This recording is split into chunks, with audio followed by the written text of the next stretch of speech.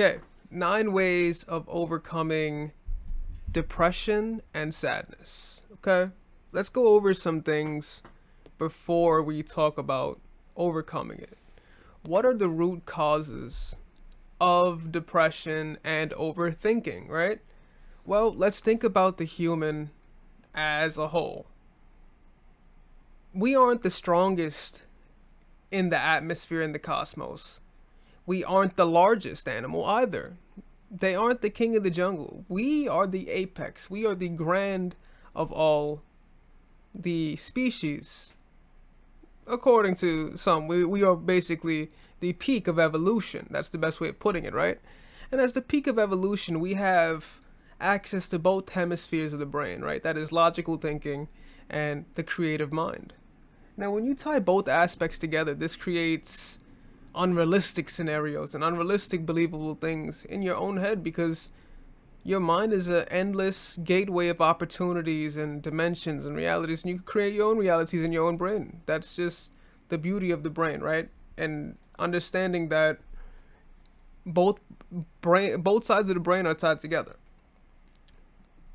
But that is a power and a lock at the same time for individuals because while they could harness this power to understand and learn and create, they do use it in a harmful way of thinking as well, which limits their progress and limits their ability to let go and understand, right? So, understanding that humans are at the peak of evolution, correct? But they aren't understanding how they they have to let go, right? The understanding of letting go.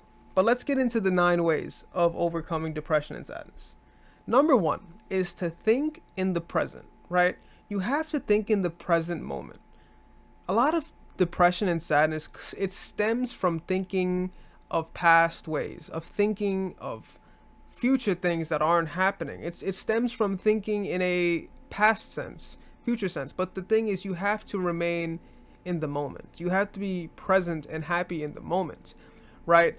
These moments will come and go in your life, but you have to be present in the moment. That is number 1, right? Number 2 is to create a schedule, right? A schedule is extremely important for humans because if we follow a schedule, we will normally stick to it. If you follow a meal plan, you will normally stick to it. If you follow a schedule for school, you normally stick to it. You follow a syllabus, you stick to it. You follow things that give you sustainability, right? Therefore, it's crucial if you feel depressed or sad to have a schedule aligned for you, right? Number 3, give it time because time heals everything. Yes, we've heard this before. Time heals everything.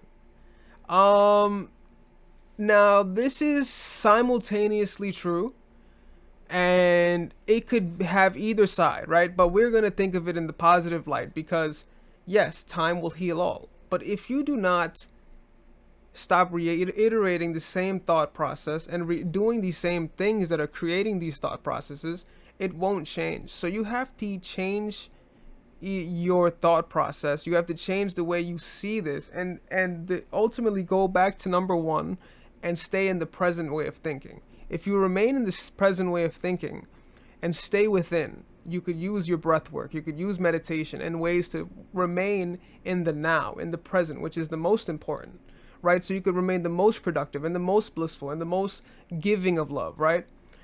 That's how you overcome this sadness. Number 4. This one's very critical, which is don't compare. The only person you should try to beat is the person you were yesterday. Perfect way of understanding this is you should never compare to anyone but yourself. You should only be in a competition with yourself, bettering yourself and increasing what you want to do in this livelihood because only you care about your impact. Only you care about how much influence you give onto the world, the positivity you put out onto the world, what you will leave once you drop and have to reincarnate, right? But that is hard in this materialistic world, this ideology of don't compare, right? Because everything is compared, right? Whether it be phenotypical things, color, religion, um, someone's ears, nose, hair, everything, cars, everything is compared, right? Because people want to compare what is good, what is bad, light, dark, what is contrast of other things. So comparison is always happening, right? But in order to get yourself out of a rut, you must not compare, because you must just love what you have and understand the world is going to love you and give you what you deserve and what you need, right? So it is essential to not compare, because comparing will ultimately root you back to this thought process and root you back to past ways of thinking, where you have to just remain present and happy of what you have. Number 5, stay calm. It's okay to not have it all figured out. Know that in time you'll get there. Now, you are here right now. Did you think you would be here right now about 7, 8 months ago? Did you think you were going to be here about 6 years ago, depending on your age? Did you think you were going to be here about 15 years ago, depending on your age? You don't understand the cosmos. You don't understand the electromagnetic fields we have as humans, that energy that we have, the energy that life brings, right? The energy that life gives out, right? The constant cycle of creation, destruction, renewal, rebirth. This is the constant cycle of life, right? The constant structure of life, right? So it is essential that you just stay calm and understand that you have to let the cosmos work through you. Let the cosmos work and understand that this will all work out. I'm not saying to just be complacent, not work hard. If you have the knowledge to do something, you must do it, right? If you acquired something from the cosmos, if the cosmos have given you an opportunity, you must take it. That is what the cosmos is giving to you, because that's what your energy is giving. If your energy is deserving of it, you will receive it, right? But you cannot use your energy for bad, right? If you use it for self-appreciating ways, it will not work, okay? We've seen this with Michael, okay? We've seen this with Michael, the fallen angel, and it's a great way to tie these together. Number 6, it's on you. Only you are in charge of your happiness. Yes, that blissfulness that you felt back on Christmas, that blissfulness when you feel when you start a new TV show, that blissfulness when you feel when you see somebody, it all comes within yourself. All this happiness and joy comes from yourself. It doesn't come from anybody else but the light within. The light within is how you see onto others, and that light within will bring light back onto you, right? It is a beautiful way of understanding the contrast of life, because if we didn't have the dark, we wouldn't have the light, we wouldn't have beauty, we wouldn't have the ugly. We would have to have both in order to have the contrast in life. Both is necessary. It is called polarity. That's why there's a masculine, there's a feminine, there's polarity in everything. Number 7, smile, because life is extremely short. It's a brief spark, so you have to enjoy it while you have it. Okay, it is very, very, very short. Okay, and if you're living blissfully and happily every day, it's gonna go so quick, right? Before you know it, you'd be at what you just keep going. You're just gonna keep going.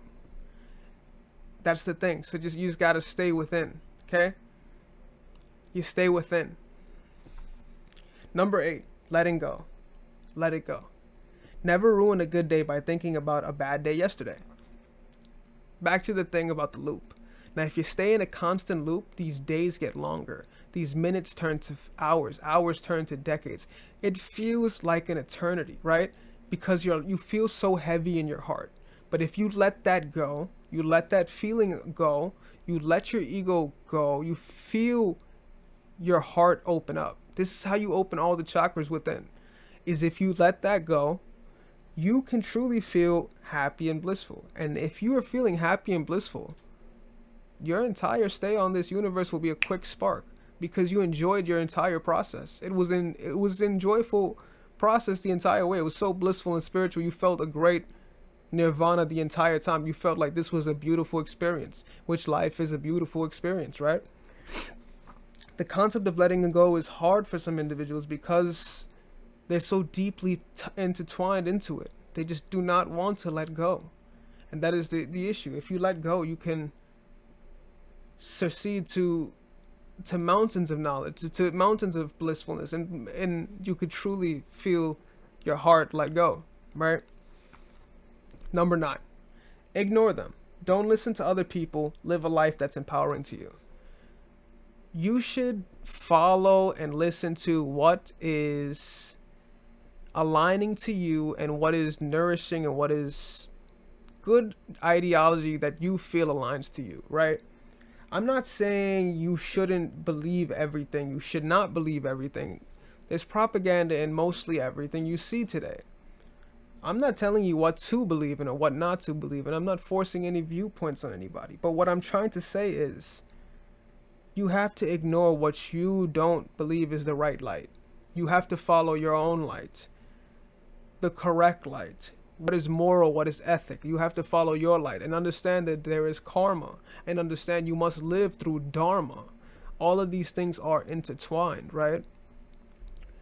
Knowledge and karma and all of these things are intertwined, right? So these are the 9 ways to maintain happiness, maintain blissfulness, and to avoid ways of loops of depression and sadness. This is how you maintain your happy, blissful nature, guys.